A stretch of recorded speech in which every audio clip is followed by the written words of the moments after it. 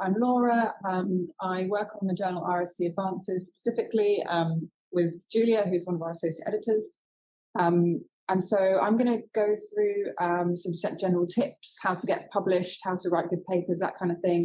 But what we're going to do is I'll give a sort of brief overview on each slide, and then Tom's going to ask Giulia some more specific questions from her experiences as an associate editor, because I'm sure it's much more interesting to hear from somebody who's actually handling papers and kind of a bit more of an expert in that area. So we'll try and make it a bit more of a conversation rather than just me presenting information. Oh, sorry. Okay, we still have someone admitting someone online. joining. Okay, so I pressed the wrong button.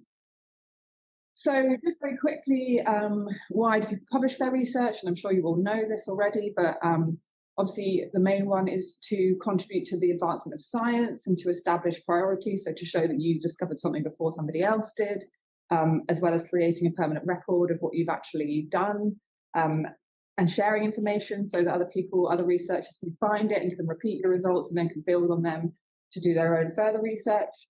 And then there are obviously a couple of slightly more personal things around furthering your career. So making sure that, you know, you've got applications on your CV that can help you get another job in the future or to help you get more funding. And finally, just to actually promote the research you're doing so that other people can read it and see it and that kind of thing. So when thinking about writing your paper, we're going to talk a little bit about the different aspects of the paper and what you might think about in each part. But briefly, we're going to talk about the audience you're writing for, how you structure your paper, putting your work into context. We probably won't talk too much about references, but just to say that it's very important to make sure that you're referencing things that are relevant and things that are recent and up to date, and making sure that your references really reflect the work you're doing and what you've used. And there are also aspects around novelty and impact, making sure that you really sell how good and how impactful your research is, as well as things around the language that you use in your paper, making sure that it's clear for people to read and understand so that people can really get the message of why your research is important. And also finally, proofreading and making sure that there's no mistakes in there when you actually submit your work. So the first thing you might think about when you're going to submit a paper to a journal is actually how do you choose which journal you want to submit to? And there's a lot of things you might consider, some of them more personal, some of them more kind of subject to things around your funding or what your organization will want. So for example, you know, you might have funding that says you need to publish open access or that you need to publish in a journal of certain impact.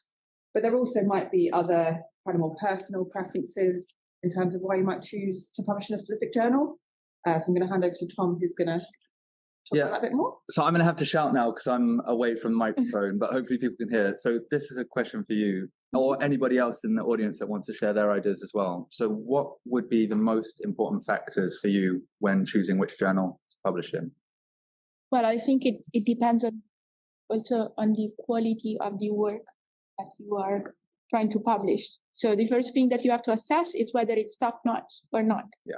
How much literature is there? Is there a breakthrough in that specific field so that you go for high impact factor journals?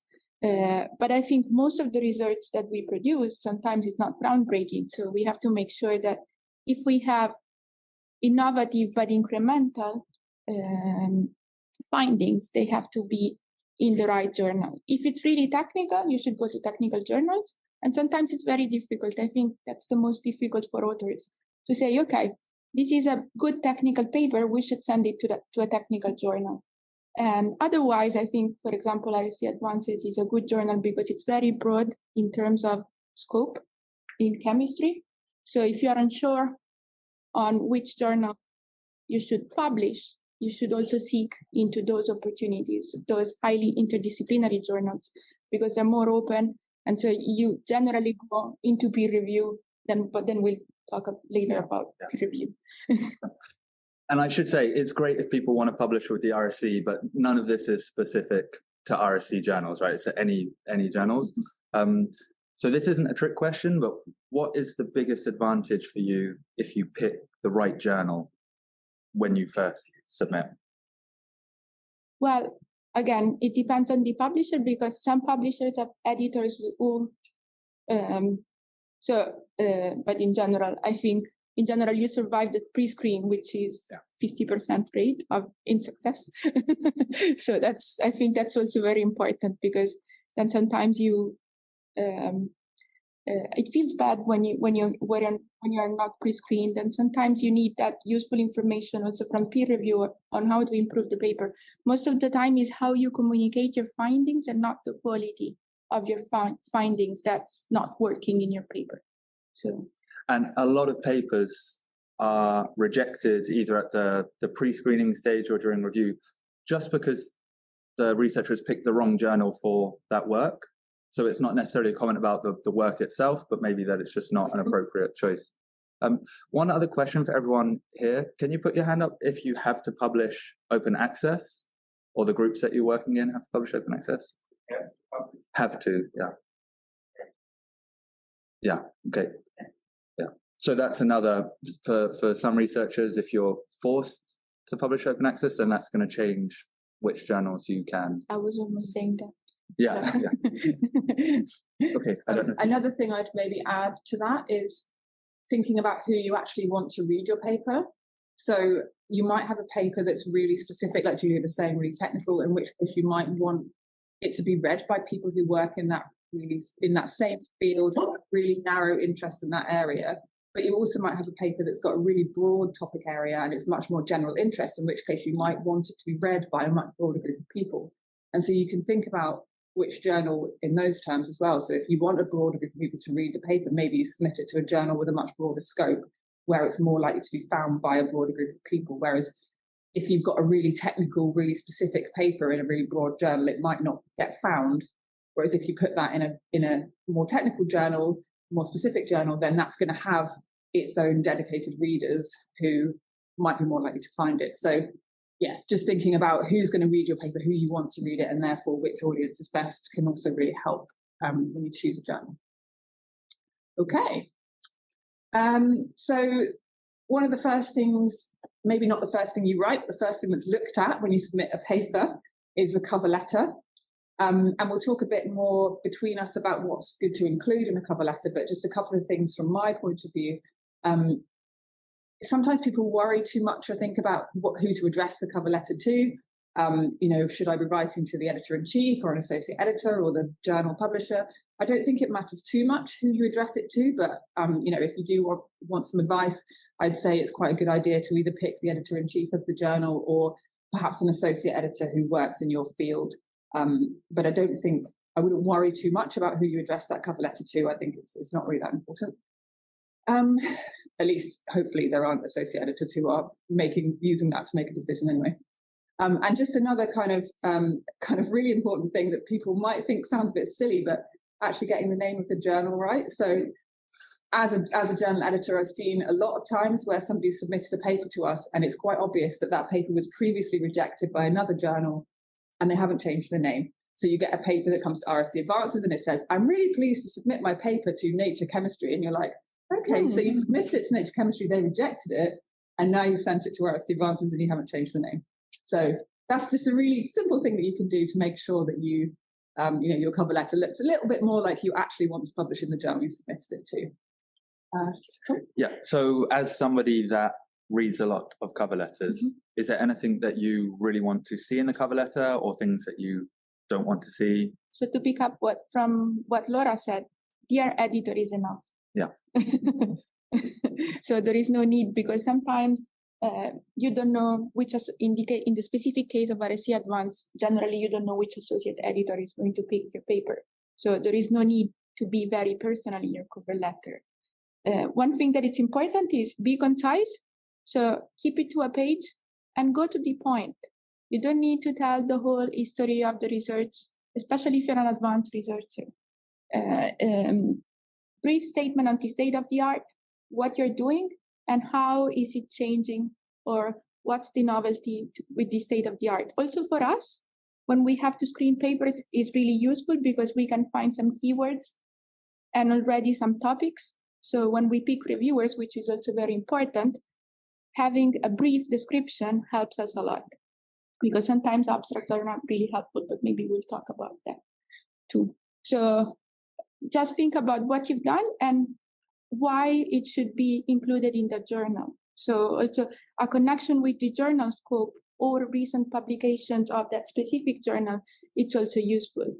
But I would say something that's not really useful, it's a 3 pages cover letter. And I think I would also add that it's usually the editor that's going to read the cover letter or that's going to pay most attention to it, whereas the reviewers would be paying more attention to the actual paper. When you submit to a journal, there's obviously a limited number of editors working on that journal, so they're not going to be an expert in every field of every paper that they get. They're going to be, broadly know the area, but they won't specifically know that topic necessarily. So the information in the cover letter should perhaps be a bit more broad so that the editor who might not be an expert in that specific field can understand why this paper is really good. And then it's the actual paper itself where the referees will be really specifically experts in that area where you need to have the more detailed information. So in the cover letter, you don't need to go into loads and loads of detail about the specifics of the paper, but just make sure you get that message across to someone who maybe isn't such an expert, exactly why it's important. I think if I can add something, it's a good occasion to help the editor finding the appropriate reviewers, because the second thing that can occur to your paper is having reviewers who are not expert in your field, and so you get rejected. So that's also the case. There might be a mismatching. And so if we want to minimize mismatching, we also have to work on the additional things beside the manuscript.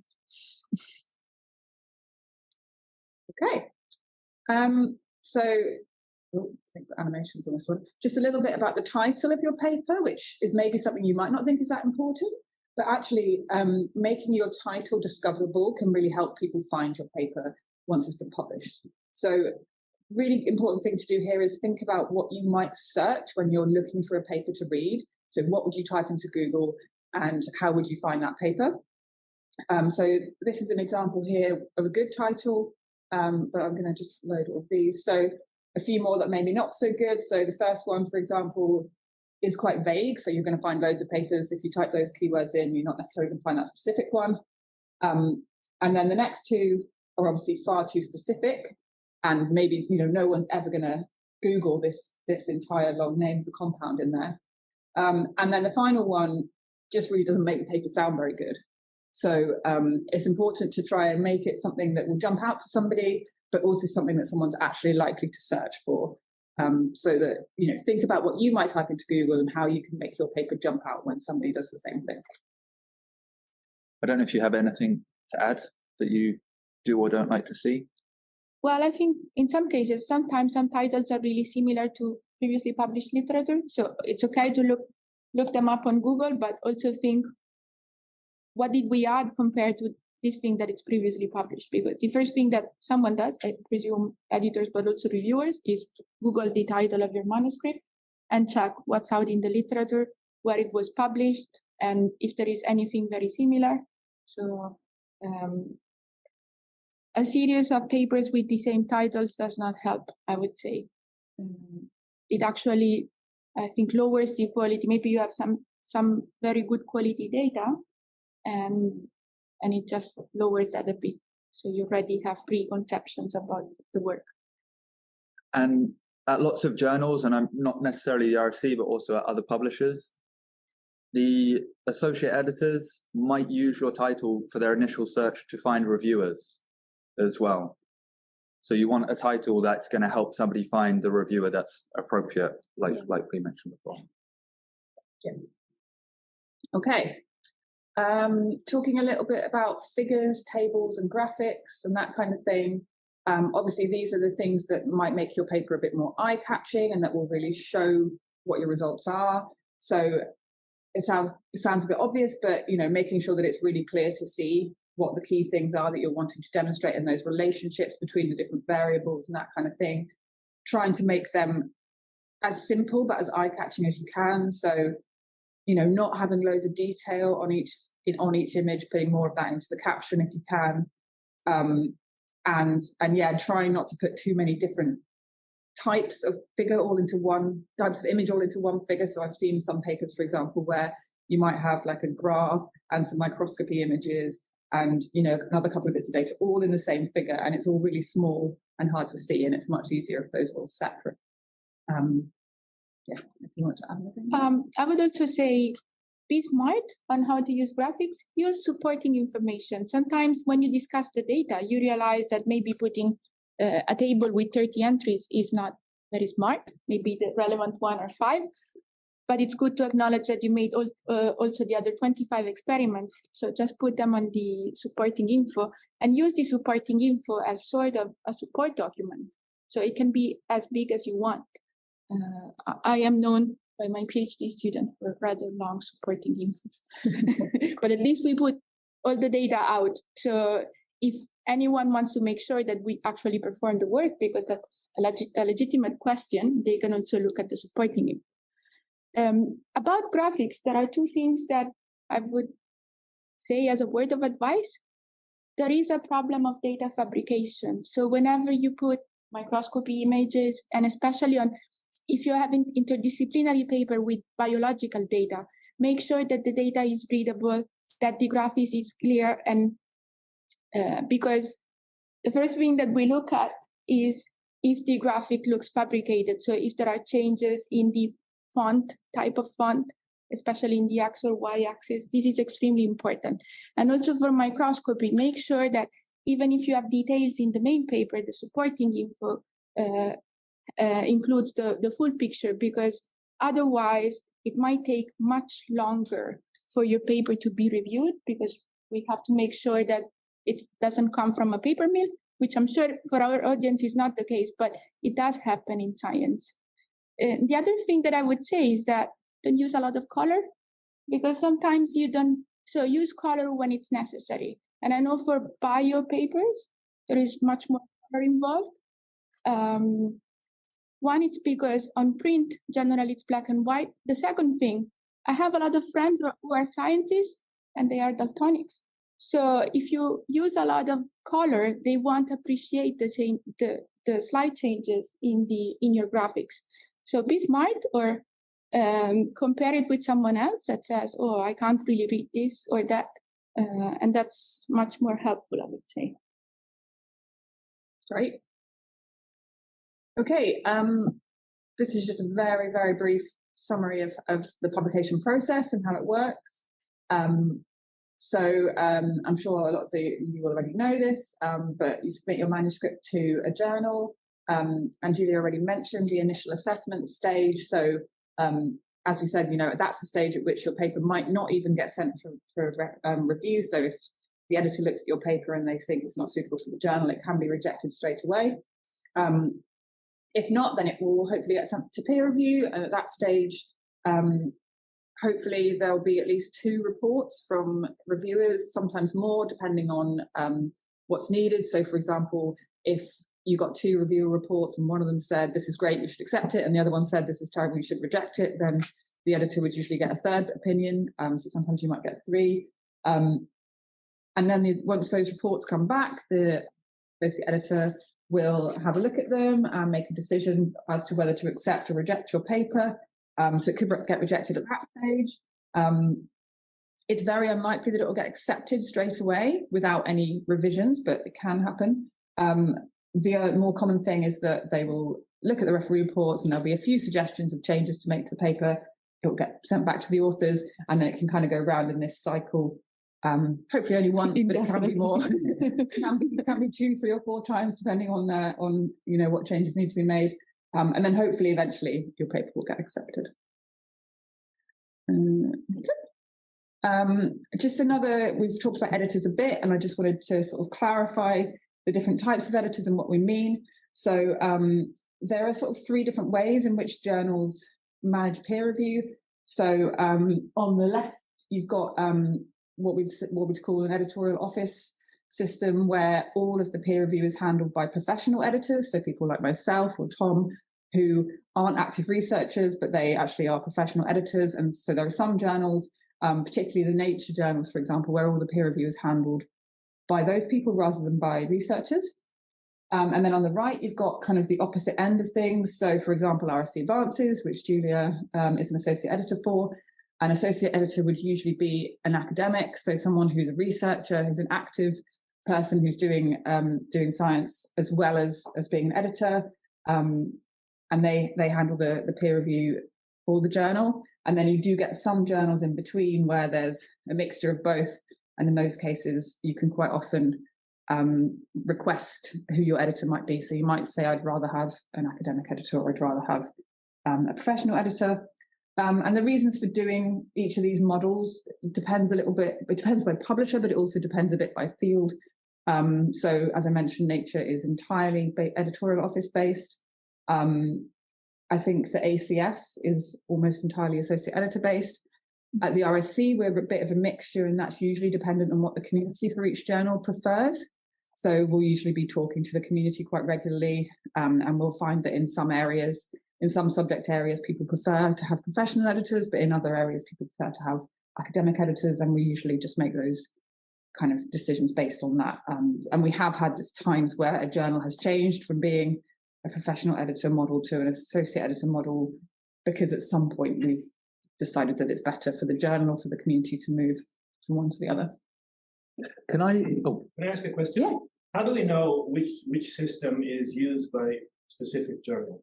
In other words, this would be some sort of useful information when you submit a paper. Yeah. And it's not obvious on the site, or? I think that's a really good point. I guess it's something that probably as a publisher we think is obvious, because if you go to the website, it might say whether there's associate editors or not, but actually it's probably not that obvious. Is that enough? You need to see there is associate editors. Does that tell you that it's managed? I would say so, but you know, if I hadn't told you that today, maybe you wouldn't know that. So I think it's a good point that it's probably not that obvious. Mixed journal, there is still some uncertainty. You can see the associate editor list. It should say it on the journal website, but yeah, it might not be the most prominent feature there, I would say.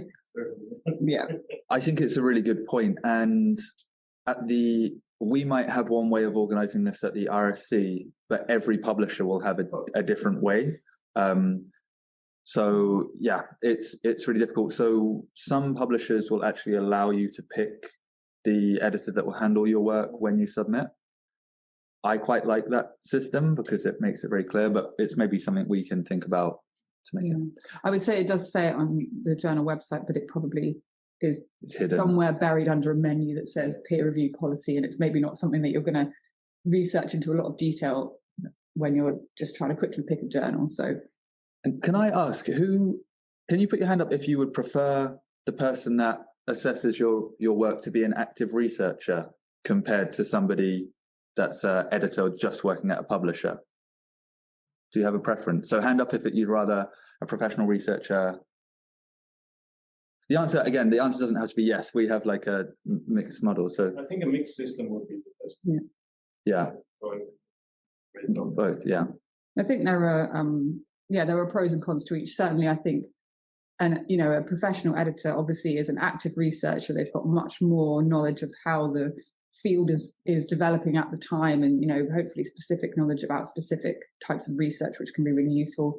The professional editor model, you know, possibly can be quicker because it's people who are doing that as a day job. They're not, you know, doing their research and then trying to fit the editor working on the side. So, you know, it can mean that it's quicker, and in sometimes it can make it, I guess, a more consistent process because you've got those people that are meeting together every week and discussing different papers together rather than an associate editor working a little bit separately.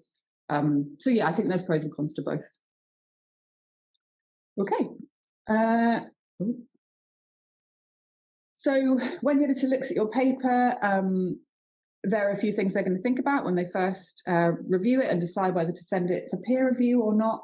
I think we've talked about quite a bit of this already, but this is really down to what the editor kind of thinks about initially when they look at the paper. So I don't know if there's anything that you think people can do to make their research really stand out when you're first assessing it. Well, we talked a lot about graphics, so that's a useful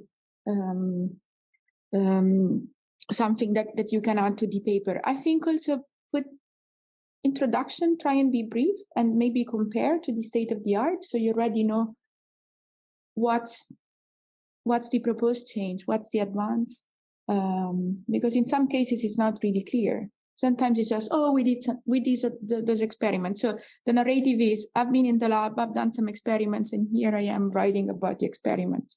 And it should be more sort of a story, even if your story is not really a successful story. So even in everyday science, not everything you do in the lab, it's a great success or will change the history of science. So we just have to keep up with that. But it's some useful stories. It tells you something. It tells you what are the limitations of your system. And so I think that should also be highlighted. It's never a poor result if you know how to valorize it. So I think we tend to think about the productivity, but sometimes we should also think about the way we communicate things, because having troubles in being productive maybe tells us something. Maybe tells us, the way we decided to analyze the data was not the best one, and it took us some time to figure it out. That's the most common thing. Or I made an assumption. Of course, you can't say that in the paper, but it happens quite a lot.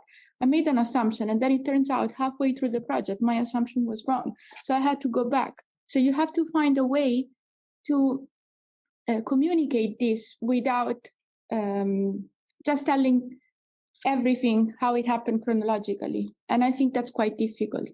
So, and I also understand that for early career researchers, sometimes it's very heterogeneous the way we communicate science. So either you have someone that tells you, maybe your supervisor that says, oh, you should prepare a PowerPoint and present this, but it's not very homogeneous. So we don't have a general recipe for that.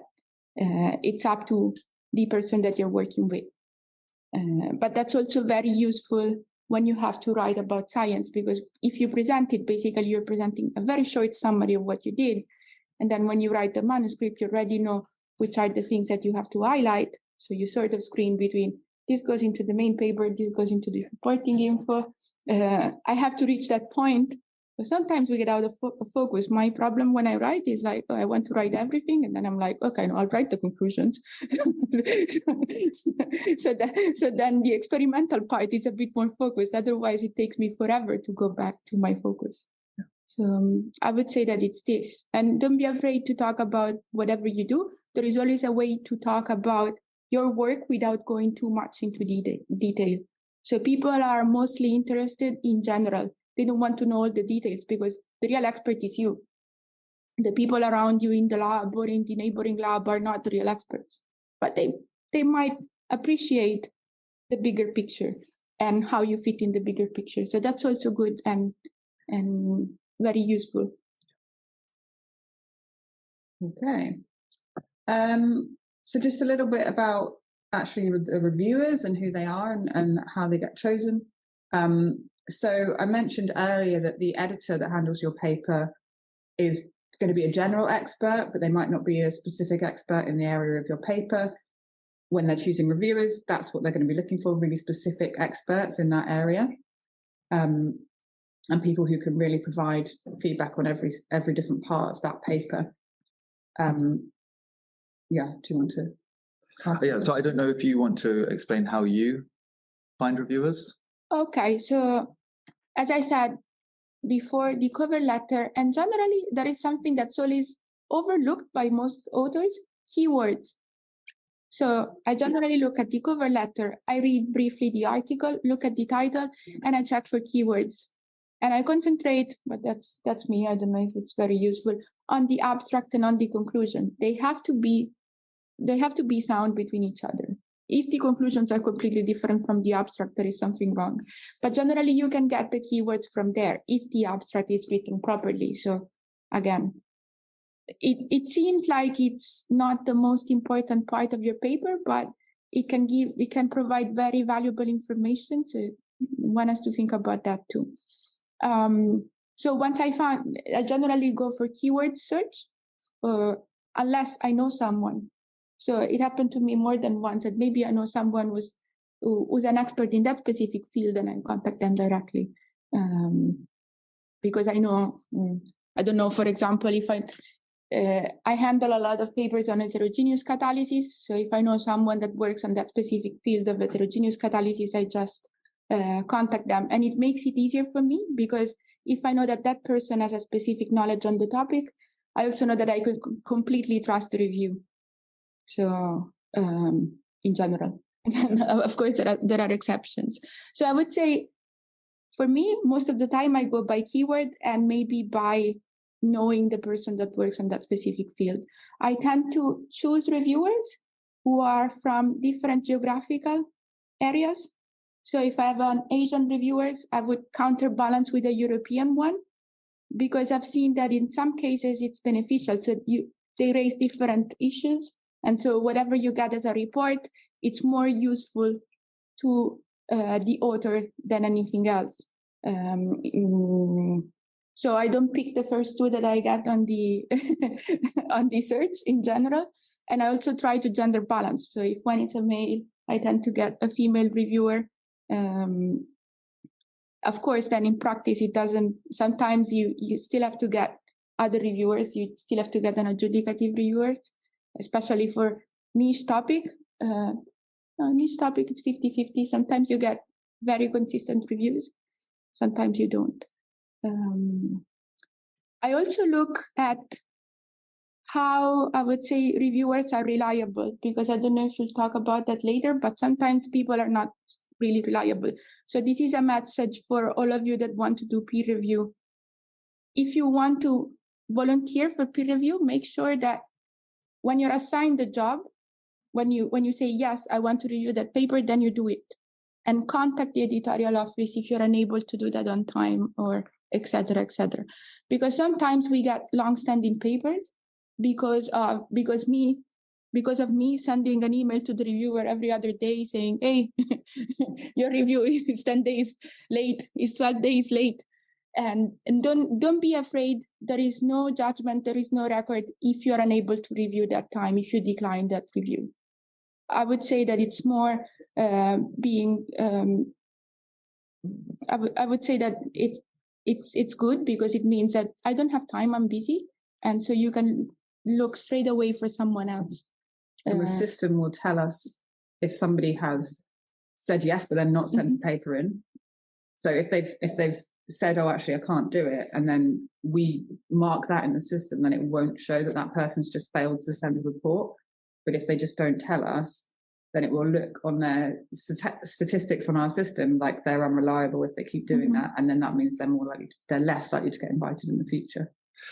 And I should just add to that the reason, so all peer review systems at all publishers track these kind of things. And it might sound like we're trying to keep track of the reviewers, and that's not the case at all. It's also that the next researcher that submits a paper can get their reviews back more quickly. It's not for the sake of thinking badly of a slow reviewer. It's just we want to, when a paper comes in. You can give an average time. So if you know that the average time is 20 days for peer review, you know that you'll get worried after 30 days, maybe. And one other thing I would say is, when you're submitting to a journal, whichever publisher, if the submission system asks you to add keywords in individually, try to do it as best you can, because in most cases, that means that submission system will then automatically try to find reviewers for the editor, and it will do so using the keywords that you've provided. So the better job you do of helping the system find reviewers, the more quickly that editor can find them, and then the more quickly you're going to get your reviews back and your paper through the system. I think that by far the biggest factor that means the papers take a long time to come back to researchers is when the editor has difficulty finding reviewers, or somebody accepts to do the review and then for some reason can't, and then it starts the process again of finding someone else. And this doesn't have to happen very many times for a paper to get really quite delayed. So another thing you might be asked by the journal when you submit is to recommend some reviewers that the editor can use. So not all journals do this, but some do. And in that case, I would say it's good to recommend people if you know there's someone who's an expert in that area, but be careful who you recommend. Don't obviously recommend somebody in the same university or something like that, because we can't use them anyway. They need to be from somewhere else. Don't recommend every single expert in the area, because then because usually what happens is that the reviewer would use one of your recommended reviewers and then try and find someone separate just to make sure there's no conflict of interest. But if you've recommended every single person, then they can't find anyone else because you've done it all. So, recommend one or two people, but not everyone. And yeah, just make sure you're thinking about, who might be somebody that you might, respect the opinion of, rather than, somebody who you think, oh, that person likes me, so they'll give me a good review. And then they'll reject you. But no, can I add a couple of things? Please. So actually, one thing for early career researcher, if you want to volunteer peer review or sign up for peer review, because I think the more reviewers we have, the more accurate is the evaluation of the manuscript that each journal gets, not only RSC Advances. And don't be afraid if a paper doesn't have the quality that you think it's enough. Don't be afraid to say that. So with young peer reviewers, sometimes they're like, oh, I don't know if I should write this. And I'm like, just write it. Yeah. I mean, if the authors can improve the paper, they will, most of the time, they will try and do that. There is I would say a 10% that just resubmit the same paper over and over. But it's always useful information. So don't be afraid to do that. And if you accept the job, try and do that adequately. It doesn't, if you're an experienced researcher, sometimes we get very horrible reviews and that we have to contact the author and say, can you please clarify, I didn't get it, or very personal, which is something that I don't really like. It's not about the person that's making the paper, it's about what they're writing, what the science that they're doing.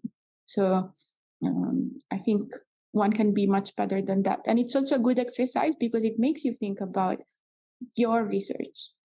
So being critical about someone else helps you asking critical questions about your research. And I think that's a very valuable thing of peer review.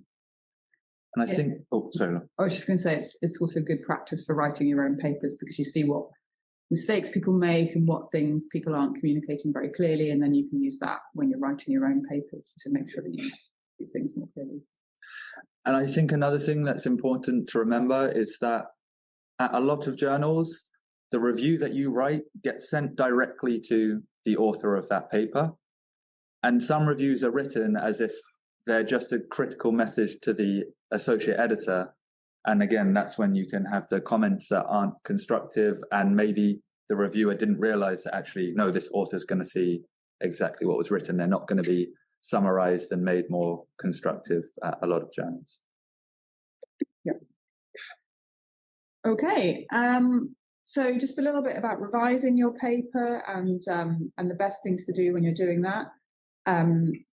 Thinking about making sure that you cover all the comments that you're asked. I know Julia's got a few things to say about this, so I'll let her cover some of that, but just one thing from my side. I think one thing that's important is sometimes the referee might ask you to do something that maybe you don't think is necessary. So it's not always essential that you do every single thing that a referee suggested. But what I do think you should do is if you decide not to do something, explain why, so that the editor can then see, oh, okay, yeah, I understand why that person's decided that that's not helpful. If you just don't do it and you don't tell them why, then likely it is they're just going to send it back and say, but you didn't do this, so I'm going to make you revise your paper again. So I think it's always okay not to do something if you think it's not necessary, but I would just make sure that you make that clear. I don't know if you have any. I agree with Laura. So sometimes reviewers might ask you for loads of additional data, and sometimes it's not even relevant to your research. I mean, if you are working on a heterogeneous system, why should you do solubility proofs? And it's okay to write that. So be polite, be assertive, say, okay, we're working on this. And so this specific analysis, it doesn't help. I mean, it would be very good for the scientific community. We'll keep it as a useful suggestion for the future, but for this paper, no. You have all the rights to do that. The other thing is, if you have a deadline, try and stick to the deadline. If you can't match the deadline, contact the editorial office. It's not a rush. There is no prize if you handle the reviewed paper first. Sometimes if you have additional experimental experiments to perform, it might take longer. Just contact them. just say, okay, it has taken a bit longer than usual, and we are planning to submit by. It's always useful information, and you don't get all these emails, all these sometimes polite but assertive emails saying you should submit, you should submit, you should submit. Highlighting it's very good, especially for an initial screening. So I think there are clear instructions for submission, but if you always provide a clearly highlighted version of the paper, one can see visually straight away if you change something. And bear in mind that once you revise the paper, usually it gets at least to one of the reviewers that made the initial assessment. So it's also good for the reviewer because he or she thinks, okay, they listened to my advice. And so it's, sometimes we don't think about the formalities, but I would say it's an important formality. Then if the paper gets accepted, what's important is the unmarked manuscript. But again, do your homework and show people that you've done your homework. So it's a good thing. And it will make it a lot quicker for the editor and the referee to see that you've done everything if you've highlighted it, because they don't then have to search through the paper and try and find those bits that you've added in. They can just really easily see it. So that's really good. One of the things that I have lately is incomplete revisions. And I would rather have someone saying, okay, I need more, 15 days more, or I'll submit by the end of April, than going through the revision process over and over. Just one thing that I think it's important to highlight, the reviewer will get frustrated. So if you go to the 4th review round, the reviewer might write to the editor and say, okay, I'm not going to review this paper anymore. Okay, so that's, I wouldn't go beyond the 2nd round of reviews, because otherwise people will really get fed up looking at your work, and you might get rejected just because they're frustrated and they say, okay, they never listen to my advices, so you can just reject it. So it has happened to me lately several times that at some point in the provisionally accepted, it went straight to rejection because they wouldn't do what the reviewer asked them for.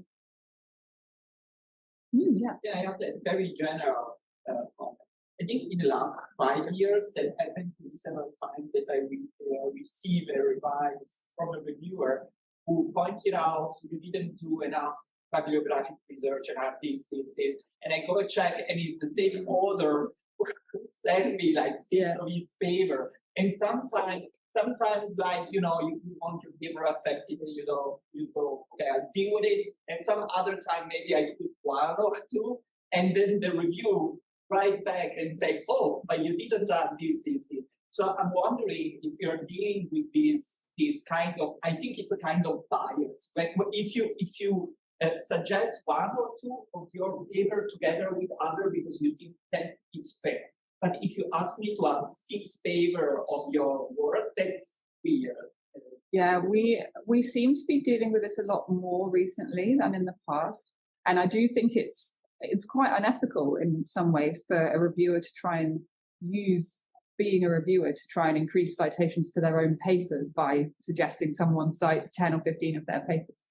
And I think it's, what they should be doing is suggesting references that are relevant. So if there's something that's been missed and it's one of their papers, fair enough, but don't ask the authors to cite 10 of your papers because it's, unless they're obviously really, really relevant, it just makes it obvious that that's who the reviewer was and they're just trying to get extra citations.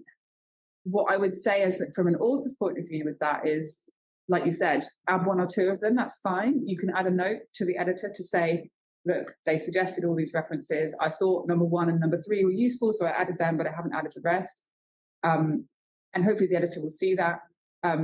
Another thing we do quite often now is if somebody tells us that this has happened, whether it's the author, whether it's the editor, if we see reviewers who are repeatedly doing this, we're continually asking for this, we will contact them, we'll ask them not to do it, we'll explain to them why we don't think it's ethical for them to be suggesting all these papers.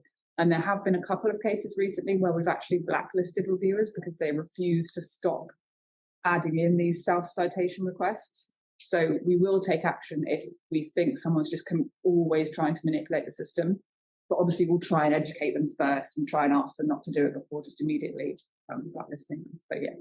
And this is a bad practice, but in the past, some journals, rather than the reviewers, have recommended citing papers from within that journal to increase their impact factor.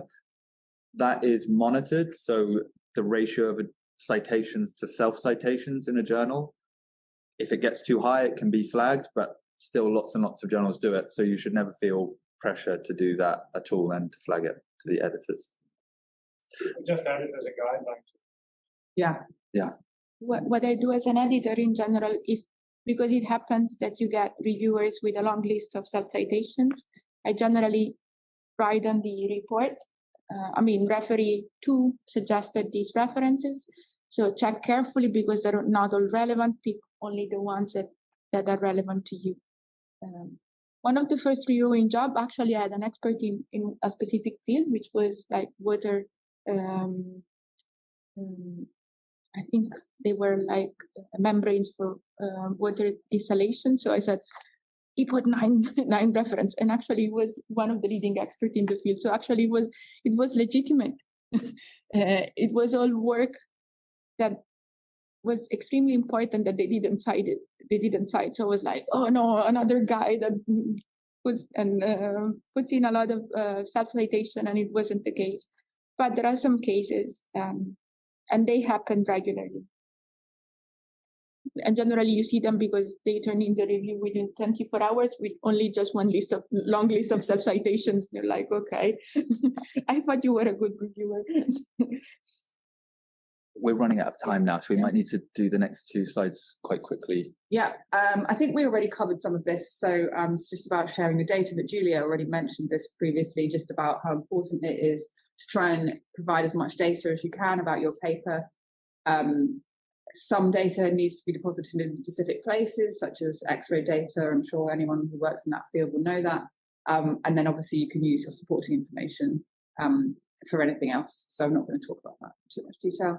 And then I think my final slide is just talking about promoting your research and what you can do to make sure that as many people read it as possible. So there are various different things you can do. Obviously, a lot of people use social media to find papers these days and to share papers. So if you've got really active social media account, sharing papers with your followers, asking your institution to share the paper and that kind of thing can be really helpful. Forwarding it on to your other colleagues. Presenting your work at a conference or, in a poster or in a talk is always a really good way of making sure that more people see it. And you might also have internal resources within your institution as well. So you might have a press office, for example, and if you've got something that you think really might be newsworthy, you can contact them.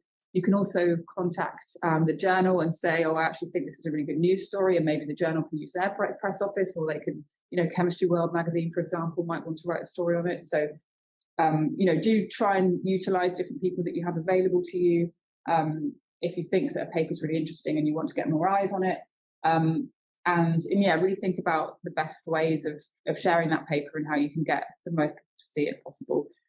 Because obviously more people that see it means more people are going to read it, more people are going to cite it, and that's going to benefit you in the long run in terms of making new connections with different people, collaborations, and also kind of building up your reputation in the field.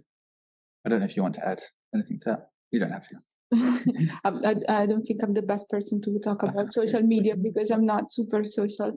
But I would say use this and then think critically, because some social medias are all about I publish this and I publish that, and that has also a counter effect, I think, also on scientific production. So I think here in Ca Foscari we're quite lucky in the sense that we have research support offices.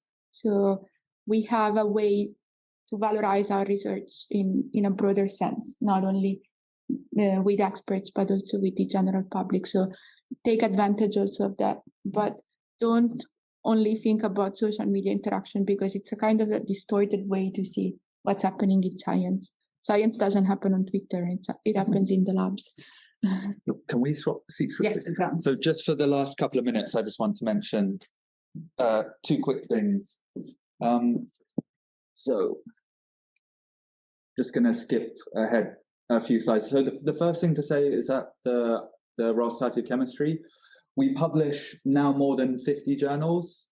All of our new journals are published gold open access, so every paper published in them is open access. Usually in those journals, you would have to pay an article processing charge. But for every journal shown on the left there, we're currently waiving the fees. So you can publish gold open access and not have to pay any fees at all. So that's just something we always want to point out. And then as our open access journals get older, we introduce fees. But for now, all of those journals, there are none. But the important thing that I want to, I was going to skip this slide, but I will say it. Chemical Science is our flagship journal. So this is our broad scope flagship journal. This is also a gold open access journal, but we charge no fees at all. So every paper is published gold open access and the authors never have to pay. And that's part of our investment into the chemistry community. So before, when I mentioned that we're a non-profit, we're reinvesting our revenues. And one of the things we do is publish this journal without fees. So that's something a lot of people aren't aware of. So we're always just trying to highlight that as much as possible. And then the last thing to say, so the rest of our portfolio are called hybrid journals. So that means if a researcher needs to publish open access, they can do so and they pay an article processing charge. But if they don't need to and they don't want to, then they can publish in those journals without paying any fees. But then those articles are only available to people that have a journal subscription. But your institute actually has a transformative agreement with the RSC. So Liam, sitting at the front over there, is involved in those agreements. So that means that you can also publish in our hybrid journals as open access without paying any APCs either. And that's because they've already been covered by the agreement that your institution has. So that's just a quick 2-minute sales pitch from the RSC that it's really worthwhile looking at our journals if you are interested in publishing any of them, just to be aware that you can still meet your open access mandates if you need to and publish OA without publishing fees in the vast majority of our journals at the moment. So I think there's one final question just as we end that I want to ask Giulia. Okay, so I asked this question to everyone that's an editor. So is there anything that you do now since you've become an associate editor? Has it changed how you write your own papers or how you respond to reviewers? Has it? Yes. Yeah. Yeah. I'm much more, I would say I'm much more focused. And also I was very afraid of sharing science. I was like, oh, it will never be good enough. But when you're handling a lot of paper, you see that it's okay if the quality is not always 100%. It also depends. And I think that's also partly related to COVID, that we haven't been 100% for a long stretch of time. So for me, I think it made communicating science much more accessible in the sense that it's something that we have to do, and there is always a way to do that, and there is always the appropriate way to do that. So maybe you have high expectation on your paper and the initial assessment doesn't fulfill your high expectation because not every paper is top notch.